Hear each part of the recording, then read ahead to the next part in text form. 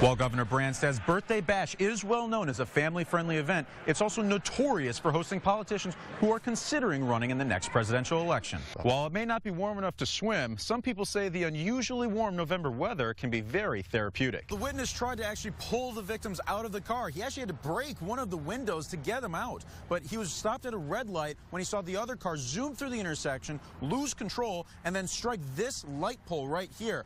Now, friends and family left this memorial for Swanson after he was killed in the crash. Two motorcyclists were racing down Hickman Road when they all of a sudden collided with the car behind me that was pulling out from 44th Street. Now, the man that hit the car was killed in the crash. With over 200 puppy mills in the state of Iowa, this group is doing everything they can to promote the well-being of the dogs over profit. A lot of well-known Democrats from here in Iowa and other states are expected to speak tonight here at the Grand Ballroom at the Iowa Events Center. There have been 267 traffic deaths in Iowa so far this year. That's 21% more than last year at this time. Arson could be to blame for the fires. The chiefs say the machines were engulfed in flames when fire crews arrived. They were burning pretty good. There was a lot of fire. We could see the glow and the smoke from a couple miles before we got here. The Saturday night fire destroyed a backhoe and two bulldozers along the Bakken oil pipeline near the town of Reesner. The town's assistant fire chief suspects pipeline protesters are to blame. Pretty senseless. They're not getting back at the pipeline. They're just hurting the guy that's trying to make a living putting it in. The man who owns the land where the fire burned says he's frustrated since it's the second fire there in 3 months. Whoever's doing it, yeah, they're not only affecting the progress of this, but they're actually on private property when they're doing all their pickets and burning stuff. After 2 fires in the span of a few months in the oil pipeline project right behind me, local people say they're concerned for their safety. It was a little intimidating with how big it was. He goes, "You got to come out here. It's a big ball of flames." Just heard some booms and seen a glow coming from that building.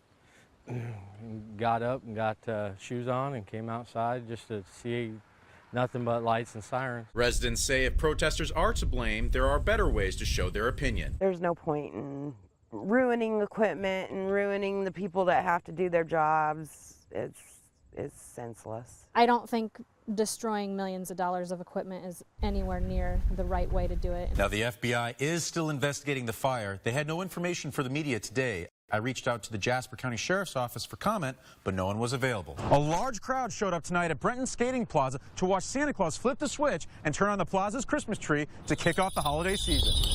Santa Claus is coming to town, and kids are lining up to see him during the East Village Holiday Promenade. Ho, ho, ho, hello! While people were looking outside at the warm weather Thursday, they were looking inside at the warm coffee Friday.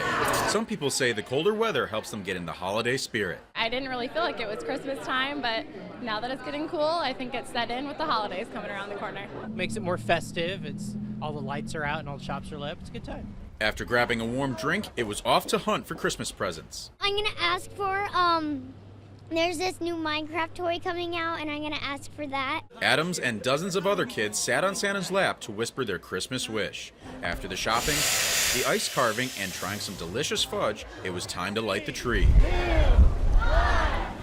That was really fun. With the little babies, they were like, oh my goodness, they were really amazed by that. One family came all the way from Fort Dodge to catch Santa in action. We thought we'd just do a thing together and come look at the tree be lit. Now, if you didn't get a chance to shop in East Village for the holiday promenade, no worries, because you can drop by the weekend after Thanksgiving for Small Business Saturday. Reporting from Santa's Sleigh in Des Moines, Ethan Fickau, KCCI 8 News, Iowa's news leader. I'm standing in front of Lutheran Church of Hope, where the visitation ended just a couple hours ago. It's also where Sergeant Beminio's funeral is going to be held tomorrow morning. Now, the mood around here has been very somber throughout the afternoon, but police officers from across the country have come here already to pay their respects to Sergeant Beminio. American flags lined the streets as Sergeant Beminio's casket made its way to Lutheran Church of Hope in West Des Moines. Officers wore a stripe on their badges displaying the sergeant's badge number. He was a great friend, he was a great partner to have, and he was definitely a great part of our department. Des Moines police say Beminio was one of the department's best representatives. I've known him a long time, and I don't think I ever heard a sour word out of his mouth. He didn't complain. He was one of those guys that offered a solution, you know, and just wasn't a complainer. Very, very supportive. Friends say they're amazed by the turnout. It was FBI's, it was people who work in the office from different states. It breaks my heart this happened.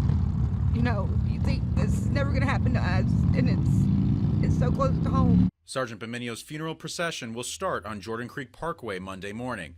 From there, it will go east on I-80 and I-235, then north on 63rd Street, and east on University Avenue until arriving at his final resting place in Glendale Cemetery. Sergeant Parizek says officers from at least 6 other states will attend the funeral. It's amazing and it's heartwarming to see these people come out and hold us up, just hug after hug after hug. He says the department will never be the same without Sergeant Beminio. Normal's never going to be normal again. It'll be new, but it's not going to be normal. Now, Sergeant Beminio's funeral will take place here at Lutheran Church of Hope tomorrow morning. Now, we're told it is not open to the public, but you can tune in to KCCI for live coverage starting at 11 a.m. Reporting live from West Des Moines, Ethan Fickau, KCCI 8 News at 9 on MeTV. She has values that I think are terrific, what she espouses, where she wants the country to go for. I'm very excited about Hillary, and I'm phone banking and knocking doors to get as many possible to vote for Hillary Clinton for president.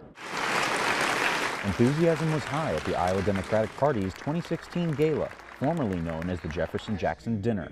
It's just good to be around other Democrats and to celebrate the solutions that we're putting forward. U.S. Senate candidate Patty Judge and former Governor Tom Vilsack were among the speakers at the event. Texas Congressman Joaquin Castro was also there. He talked about getting indecisive voters to trust Hillary Clinton. Well, what you see now is her putting out a very positive message of her history and all of her lifetime work for women, for children, for so many different kinds of Americans. Some say they're enthusiastic about the election. The vibe is excellent in the Democratic Party right now. We have such excitement. When I go out, I've been all over the state, and you can feel that people are getting excited about what we can do. But others say they're tired of the chaos in this year's election. Every single day, it's just gotten lower and lower and lower. I mean, how low can the bar go? And I guess what Michelle Obama said at the Democratic National Convention, when they go low, we go high. Kim Weaver, who was running against Steve King in Iowa's 4th District, says it's all about coming together to find solutions. So it's kind of like a little club. We're all pushing for the same thing. We all have the same values and the same ideals, and we're all rooting for each other. Nearly 140 motorcycles rode into Doc's Lounge in Johnston Sunday afternoon. It's an overwhelming amount of people that love Matt, love Erica, love our family, Stoles, us.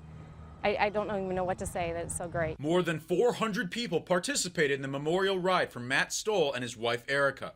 Matt was killed and Erica is still recovering from a motorcycle crash in July. The crash happened just north of Indianola on Highway 65-69 when they collided with a truck turning onto Somerset Road. Danielle Piercy says her daughter goes through 6 hours of therapy each day. It's a step forward and no step backwards so far, so it's kind of going to be a long road, but we're going to get her where we need her to get so she can get home and take care of her kids. Funds raised from the silent auction and raffles will go towards Erica's medical expenses and her kids. It is absolutely wonderful. We're really thrilled. Some people knew the family, some people didn't, friends of friends, and they're here to help, so that's awesome. Carolyn Stoll says her son was a good man who was devoted to his family. It's been rough for us. I don't think it's completely sunk in that he's gone and won't be coming back. Matt's oldest son remembers his dad as both a parent and his best friend. He was still a child at heart. He could still let loose and have fun. He wasn't strict and uptight all the time. Sticking together is getting them through the process. It does help to be so close, with the kids and everything. We need to be united, which we are.